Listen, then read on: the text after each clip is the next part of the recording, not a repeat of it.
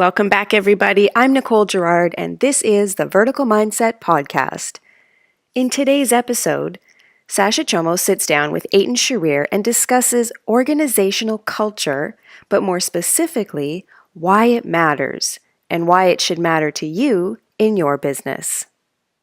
Let's talk about culture a little bit, because I think this becomes a really important question that we get a lot from clients and people who want to know, not just what is culture, but why does culture matter, especially when we talk about performance in an organization. So let's dive into this a little bit more in terms of what is culture, why does it matter, and how does it impact performance?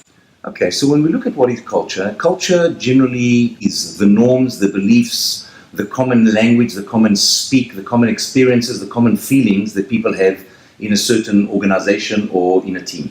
So within every organization you have the core culture, and then you also have subcultures. Now, the subcultures can be very aligned to the core culture, but sometimes they're not aligned. And that's where often you start to see some issues and conflicts and friction, because what happens then in subcultures, when they are not aligned with the ultimate vision and purpose of the organization, is that within those cultures, people are competing for the limited resources that exist in the company.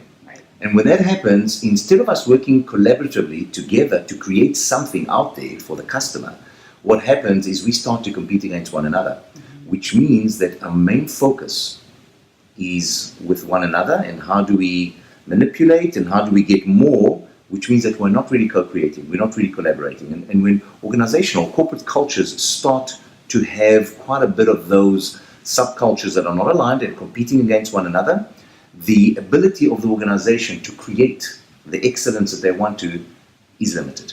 Right. And totally see that, because of course the focus is not where it's meant to be. Exactly. And so, I mean, given that we're talking about the norms and behaviors of a whole organization, what's some of the approaches that you use to even create that alignment? Because it's hard enough to get two people in a relationship to think and behave in alignment, never mind an entire organization. So what are some of the things that you do to help organizations move forward in creating the culture they want? So over the years, I've tried many different things, and the one that I've found really works the best and the quickest is first and foremost to concentrate on each individual. So for each person to become more aligned with who they are, with what's most important to them, what their purpose is, and then for them to establish and determine how aligned they are with the organization's purpose and vision and values. And if they are, then it's very easy to just then orient their focus on what's most important to them first and foremost, because that's what most people are focused on. And then secondly, how when they come to work, that is just an expression of their own purpose that is aligned with the company's purpose, that then helps the company achieve its results, but at the same time, the individual is also achieving their results and what's most important to them. So with regards to success, with regards to development, and with regards to taking care of their family and their well-being. Okay. And what happens then? I'm thinking of we deal with this often enough where people in an organization will say even, well, sure, the company has a purpose. They've got this beautiful vision, mission, values, et cetera, on the wall, but even our leaders aren't abiding by it. They're not in alignment with it. So what happens when there's this disconnect from the beginning of here's our stated purpose and mission and values, and here's what's actually happening in practice? I think very often what happens is that many organizations forget that there's a human being with feelings, with emotions, with a family, with their own priorities and their own agenda that actually comes to work every single day. And when the focus is company, company, company, and let's forget about our people, the ability to succeed is reduced quite a bit. So once again, we focus on finding out what is it that each individual wants, finding how to create a collective vision and purpose that is the team and then the organization. And then it's much easier for people to connect. So when I come to work, instead of me seeing this as a chore or something that I have to do, I'm seeing this as something that I really want to do. Because when I come here, I'm able to work on what's most important to me even more. Understand the reason why I come here, it's to take care of my family and my well-being, but it's also to help me fulfill my purpose and my vision and my goals. So when you're able to do that, people come to work in a very different way, because now the main focus is they are more accountable, they are more engaged, they're more focused, they're more committed, they're more loyal, They want to come to work with one another to create or to co-create something that they in themselves feel and believe is so worthwhile, so inspiring. How can they not do that? So the motivation is intrinsic. It comes from within and then it's expressed on the outside. Rather than trying to force things from the outside, come do it for us, do it for me, when it's not coming from what's really most important to me. So what I see in many organizations is that if you have 1,000 people in the organization, you have 1,000 different agendas coming to work every single day, working on their own thing, whilst the company is trying to get them to focus on what is most important to the company, which is the customer and profitability and all that. Most people have still got that inner conflict of how does it serve me, how does it serve me? So when we align each individual's core purpose and vision and goals and what's most important to them first, within the company's vision and values and purpose and what's most important to the company, that's when it becomes easier to get people to deliver excellence consistently and collaboratively. It's not a hard type of, okay, we want our people to work harder. No, it will come from within. They would want to because they can see what's actually in it for them and in it for the greater good of the customer, the community, and of course the customer eventually is the beneficiary of that. Does that make sense? Can you see how but again, the focus has to be what's in it for you first, and then how can we align that with what's in it for all of us? Mm-hmm. Start with the I and then move to the we, and then it's easier for me to come to work for the collective we, because I can see how my needs align with the collective good. So it makes sense to me, and for people like you and I and others that we know, we're so intrinsically motivated and we're people who've worked to establish our purpose and our values, etc. So it makes sense to me. What I'm wondering is, what advice do you have? Because I know even when I've worked with clients, there are some people who really struggle to identify, what do I want from this life? What do I want to create? I don't know what my purpose is. I just know that I have to feed my family and make money and pay a mortgage and do all these things. So when people are really struggling to identify, how do I even know what I want or what I want to be creating? What are some of the things that you do or advice you would give to people who are more stuck in just the not knowing of that? I think the first thing that we should focus on doing is having either a group session, which is what we do, of course, in our mindset program, where we help each person individually, because they go through their own process internally and it doesn't have to be shared, through what's most important to them and how they will measure it. So there's a whole process that we go through. Over and above that, that's where leadership comes in. So when the leaders start to have the one-on-one conversations with their team members, they start to understand their team members better. They start to understand their team members' concerns, their hopes, their expectations, some of the fears and insecurities that they may have, and then guide them towards a common goal and a common purpose with common values that are important to the person, to the individual on the team, and important to the leader and their team, and important to the organization. That's when you start to see the real traction, because people's mindset begins to shift towards, oh, so when I come here, it's not only for me, it's also towards a contribution. I'm having an impact on something that's bigger than me.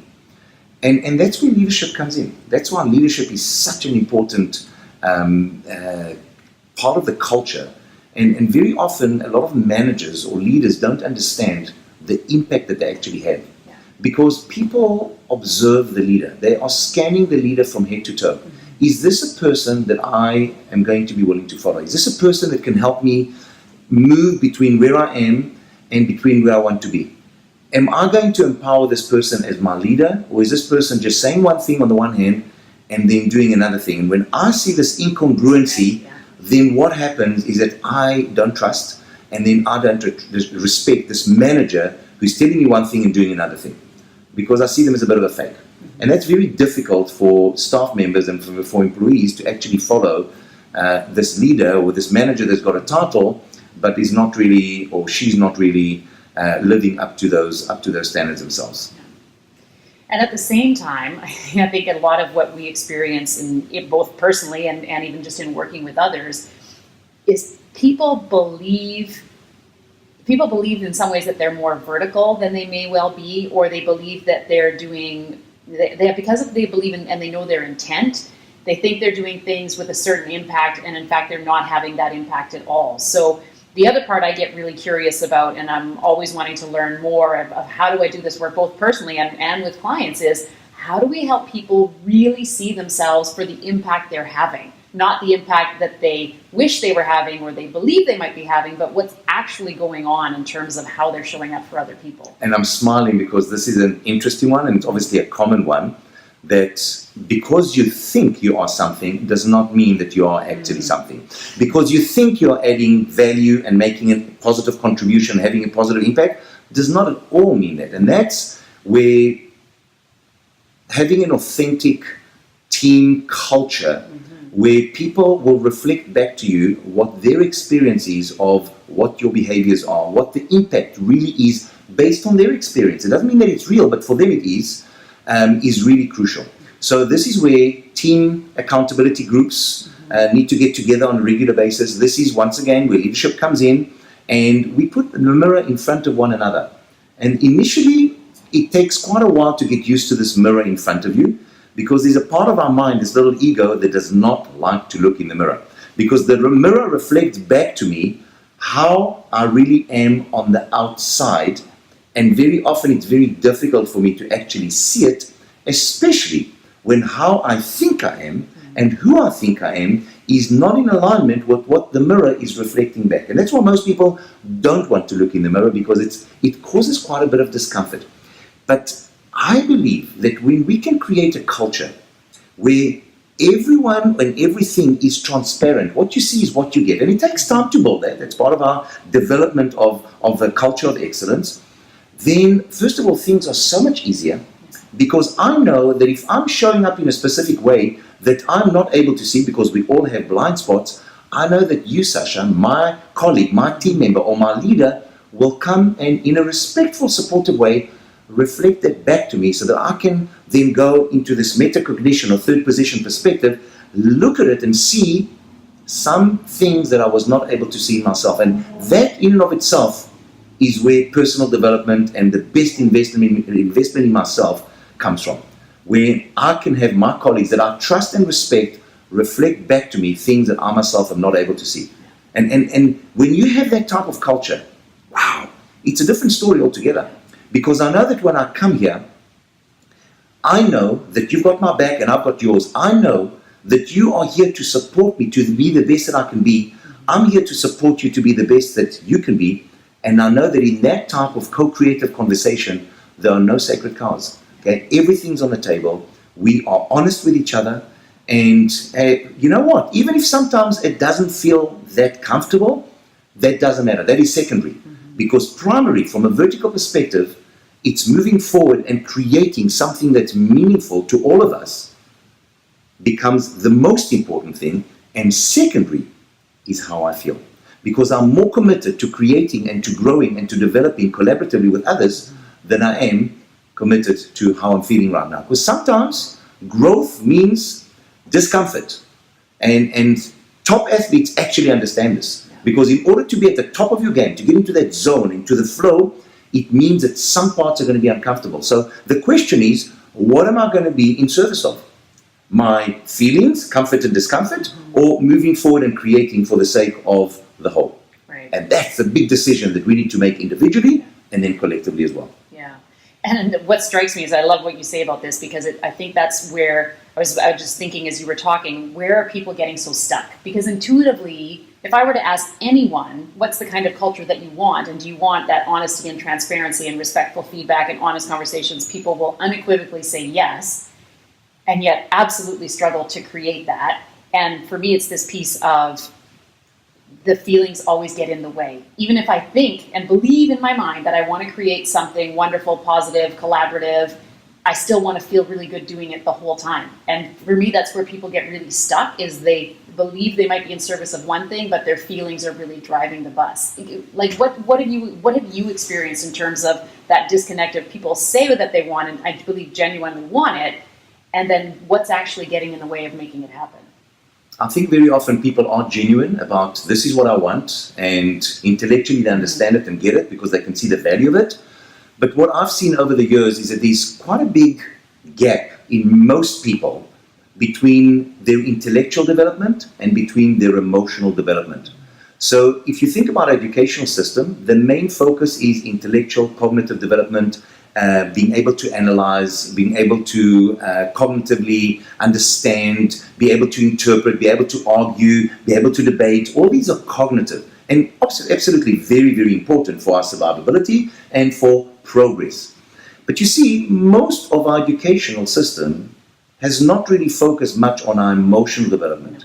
Confidence, security, sense of security, courage, the sense of well-being. It's not really something that our educational system takes care of.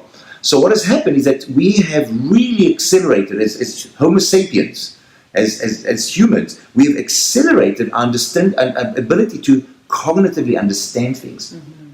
But emotionally, our emotional development has not caught up quite as much for most of us. And I'm generalizing. And because of that, we are committed and we really want this. But then because of our insecurities, because of our fears, because of some of our, call it baggage or past scars of stuff, our mind unconsciously does not forget any of that. Right. So when push comes to shove, and of course the stakes are a little bit higher, and I'm starting to feel internally that, you know, this doesn't feel good, maybe adrenaline is pumping, and most people don't understand adrenaline, so they think it's something bad happening rather than just my body just preparing me to really be focused now because there's something new or change or whatever it is. Then what happens is people have a tendency to run away from it, to seek relief from that feeling rather than push through it to get to the other side where we are able to break through these walls that have been binding us and imprisoning us from moving towards a higher level of performance, higher level of freedom. And that is very often the biggest challenge that takes place. So part of the development that we want to engage in is not only to continue our cognitive and conscious development, mental development, but also to get our emotional development to catch up with our cognitive development. And when that happens, then there's a whole human being here that is able to consciously see things and understand things and want things, and at the same time, who has the confidence to and the courage to do whatever is necessary, irrespective of the feelings, to be able to get to where they want to be. And that is what I call the master creator.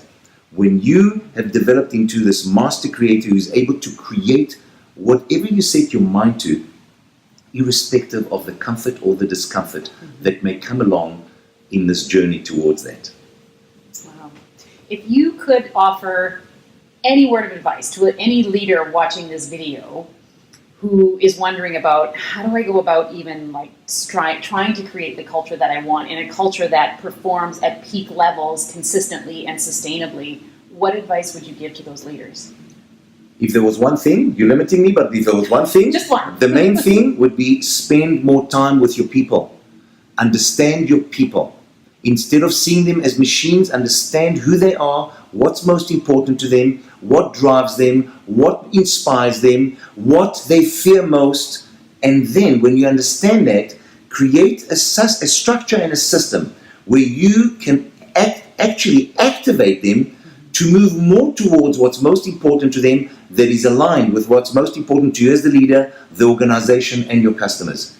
And by just spending more time and going to really understand them, I think the progress will amaze you as a leader, and it will amaze, of course, the team member, and it will amaze the organization. So if there was one thing, that is what I would highly recommend. And on the flip side of that, for any employee of that same organization who might be wondering, how do I even begin to make a difference? Because there's this whole culture, and leaders create culture, and the system creates the culture, or whatever it is that they believe about that.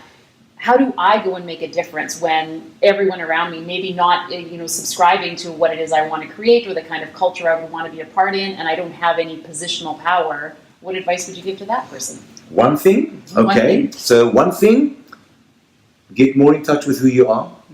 Find out what's most important to you. Create a plan on how to pursue what's most important to you. And so that when you come to work, the whole of you comes to work to create, first of all, what's most important to you, then what's most important to your team, then what's most important to your company, then what's most important to your customers. And again, all of these are not like the 1, 2, 3, 4. They're all one part of the same system.